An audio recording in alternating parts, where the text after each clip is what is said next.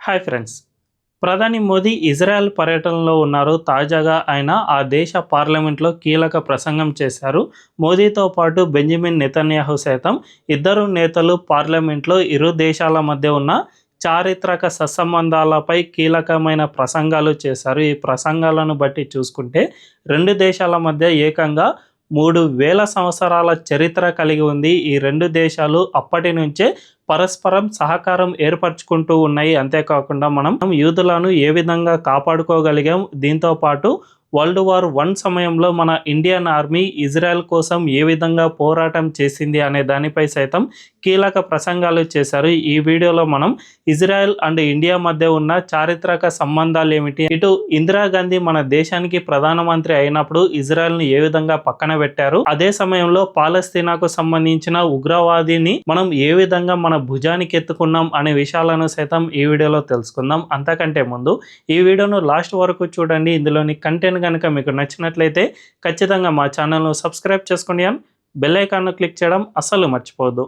ఇక డీటెయిల్స్లోకి వెళ్తే, జనరల్గా ఇజ్రాయెల్ అనేది ఒక చిన్న దేశం. ఆ దేశంలో యూదులు ఎక్కువగా నివాసం ఉంటూ ఉంటారు. నిజానికి అరబిక్ గ్రంథాలు అన్నిటిలోనూ యూదులకు వ్యతిరేకంగానే రచనలు ఉంటాయి. వాళ్ళందరినీ తమ మతంలోకి మార్చుకోవాలి, లేకపోతే చంపేయాలి అనే భావనే ఎక్కువగా ఈ గ్రంథాల్లో కనిపిస్తూ ఉంటుంది. అందువల్లనే ముఖ్యంగా 1900s ఆ టైంలో యూదులపై పెద్ద ఎత్తున ప్రపంచవ్యాప్తంగా ఊచకోత అనేది జరిగింది. వీళ్ళందరినీ ఎక్కడికక్కడ చంపేస్తూ వచ్చారు. ముఖ్యంగా మనం జర్మన్ నియంత అయిన హిట్లర్ గురించి చదువుకుంటే అక్కడ యూదులను గ్యాస్ ఛాంబర్లో వేసి మరీ చంపేశారు. ఇట్టి పరిస్థితుల్లోనూ మన భారతదేశం మాత్రమే వీళ్ళందరినీ చాలా క్షేమంగా కాపాడుకోగలిగింది. ముఖ్యంగా కేరళ తీరంలోని కొచ్చి లాంటి ప్రాంతాల్లో యూదులు అప్పట్లో ఎక్కువగా నివాసం ఉండేవారు. అంతేకాకుండా ఇటు ముంబై, మహారాష్ట్ర ఈ ప్రాంతాల్లో కూడా ఎక్కువగా నివాసం ఉండేవాళ్ళు. వీళ్ళంతా కూడా మన దేశంలో మాత్రమే చాలా క్షేమంగా బతకగలిగారు. దానికి మన దేశ సోదర భావమే ప్రధాన కారణం అని తెలుస్తుంది. నిజానికి మన ఇండియానే లేకపోతే దాదాపు 20 లక్షల మంది యూదులు ఇప్పటికీ అంతరించిపోయేవాళ్ళు. ప్రస్తుతం ఆ దేశంలో ఎక్కువగా నివాసం ఉంటున్న వారిలో కూడా మన ఇండియన్ మూలాలకు చెందిన వాళ్ళు చాలా ఎక్కువగానే ఉన్నారు. అందువల్లనే ఇజ్రాయెల్లో ఒక నానుడి ఉంటుంది. అదేమిటంటే, జనరల్గా మనం హిందువులు ఎక్కువగా పుట్టి చనిపోయే మధ్యలో ఒక్కసారైనా కాశీకి వెళ్ళి రావాలి అని మనం భావిస్తూ ఉంటాం కదా. సరిగ్గా అదేవిధంగా ఇజ్రాయెల్లో ఉన్న భారతీయ మూలాలున్న యూదులు ఇదే విధంగా మనం పుట్టి చనిపోయే మధ్యలో ఒక్కసారైనా భారత్కు వెళ్ళి రావాలి అని చాలామంది భావిస్తూ ఉంటారు. అంత గొప్పగా మన భారతదేశం ఆ దేశం కోసం పోరాటం చేసింది. అంతేకాకుండా వరల్డ్ వార్ సమయంలో కూడా మన ఇండియన్ ఆర్మీ ఇజ్రాయెల్ అస్తిత్వం కోసం మనం పోరాటం చేసాం. ఆ దేశ భూభాగాలను బ్రిటిష్ పాలకులు లేకపోతే ఇతర పాలకులు వీళ్ళు ఆక్రమణ చేసుకోకుండా మనం వాళ్ళను అడ్డుకోగలిగాం. సో దీనివల్లనే మన ఇండియన్ ఆర్మీకి సంబంధించిన చాలా మంది విగ్రహాలు సైతం ఇజ్రాయెల్లో మనం ఇప్పటికీ చూస్తూనే ఉంటాం. అంతేకాకుండా మన దేశానికి సంబంధించిన రాజులు ఎవరైతే యూదులను కాపాడుకుంటూ వచ్చారో వీళ్ళకు సంబంధించిన విగ్రహాలు సైతం ఇజ్రాయెల్లో మనకు కనిపిస్తూ ఉంటాయి. ఈ విధంగా ఇరు దేశాల మధ్య 3000 సంవత్సరాలుగా పరస్పరం సహకారం ఏర్పడింది. ముఖ్యంగా ఇజ్రాయెల్ అనే దేశం ఇప్పుడు ప్రపంచంలో ఉనికిలో ఉంది అంటే అందులో ఎక్కువగా మన భారతదేశపు రోలే చాలా బాగా కనిపిస్తూ ఉంటుంది అని మాత్రం మనం ఖచ్చితంగా చెప్పుకోవచ్చు. సో ఈ విధంగా చారిత్రక సంబంధాలే కాకుండా ముఖ్యంగా ఇజ్రాయెల్కు స్వతంత్రం వచ్చిన తర్వాత మన భారతదేశానికి సైతం స్వతంత్రం వచ్చేసింది. ఈ రెండు దేశాలు ఇంచుమించుగా ఒకేసారి బ్రిటిష్ చెర నుంచి స్వతంత్రాన్ని తెచ్చుకున్నాయి. సో ఈ రెండు దేశాలు ఉద్భవించిన తర్వాత మన భారతదేశం ఇజ్రాయెల్కు సహకారం అందించాల్సిన అవసరం ఉండేది. కానీ మన దేశాన్ని ఎక్కువ కాలం పాలించిన కాంగ్రెస్ పార్టీ ఇజ్రాయెల్ను నిజానికి దూరంగా పెడుతూ వచ్చిందనే చెప్పుకోవాలి. ముఖ్యంగా ఇందిరాగాంధీ అయితే ఏకంగా పాలస్తీనాను గుర్తించి ఆ దేశం కూడా ఉనికిలో ఉంది అని చెప్పుకొచ్చారు. ఈ విధంగా పాలస్తీనాను అప్పట్లో గుర్తించిన అరబేతర దేశాల్లో భారతదేశమే మొదటిది అని కూడా మనకు తెలుస్తుంది.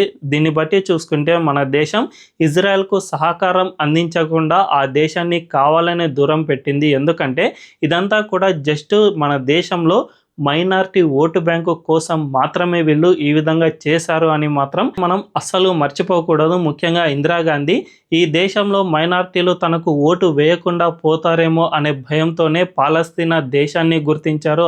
దీంతో పాటు అప్పట్లో ఆ దేశానికి అధినేతగా ఉన్న యసీర్ అరాఫత్ ఇతను గ్లోబల్ టెర్రరిస్టుగా సైతం గుర్తింపు పొందాడు. అలాంటి టెర్రరిస్టును మన దేశానికి తీసుకువచ్చి అధికారిక లాంఛనాలతో అతనికి స్వాగతం పలికాం. మన దేశంలో మన ప్రభుత్వం సైతం విందును సైతం ఏర్పాటు చేసింది. దీంతో పాటు ఈ టెర్రరిస్టు అని సైతం మనం గుర్తించకుండా ఇందిరాగాంధీ ఏకంగా తన సోదరుడు అని సంభావించడం, ఈ యసీర్ అరాఫత్ కూడా ఇందిరాగాంధీని తన సోదరి అని చెప్పడం, ఈ విధంగా చూస్తూ ఉంటే మన దేశం ఎక్కువగా ఇజ్రాయెల్ కంటే పాలస్తీనాకే మనం మద్దతు ఇస్తూ వచ్చామని చెప్పుకోవచ్చు. అయితే ఇజ్రాయెల్ ఎక్కడ కూడా మన దేశాన్ని అసలు దూరం పెట్టలేదు. ఈ రెండు దేశాల మధ్య చారిత్రక వారసత్వ సంపద ఉన్నందువల్లనే ఇజ్రాయెల్ మనకు పదే పదే సహకారం అందిస్తూనే వచ్చింది. ముఖ్యంగా మనం పాకిస్తాన్తో అనేక యుద్ధాలు చేస్తూ వచ్చాం. ఈ యుద్ధాలన్నిటిలోనూ ఇజ్రాయెల్ మాత్రమే మనకు తోడు ఉంది. అమెరికా సైతం మనల్ని పక్కన పెట్టి పాకిస్తాన్కి హెల్ప్ చేస్తూ ఉన్నా కూడా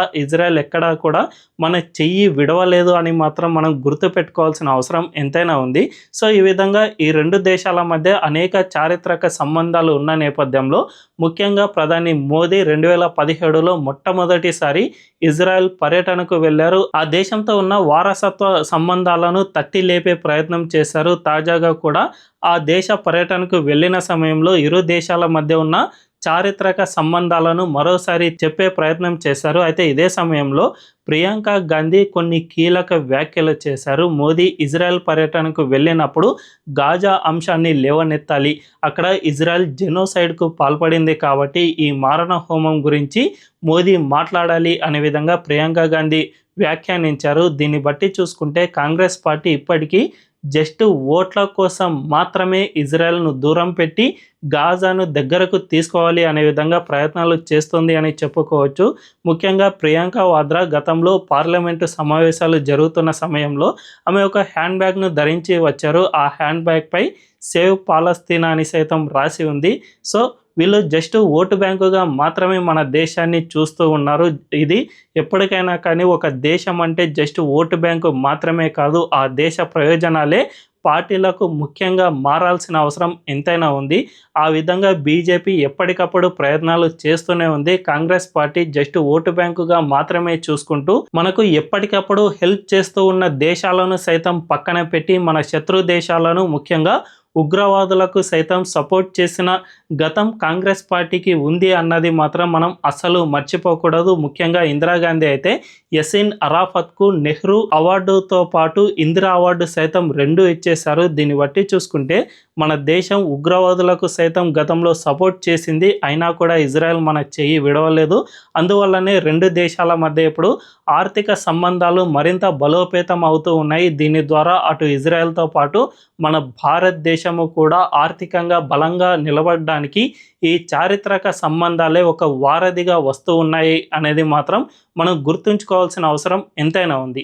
మరి ఈ విషయంపై మీ అభిప్రాయం ఏంటో కామెంట్ల రూపంలో తెలియజేయండి. అండ్ ఈ వీడియో కనుక మీకు నచ్చినట్లయితే ఖచ్చితంగా మా ఛానల్ను సబ్స్క్రైబ్ చేసుకుని బెల్ ఐకాన్ క్లిక్ చేయడం అస్సలు మర్చిపోవద్దు. Thank you.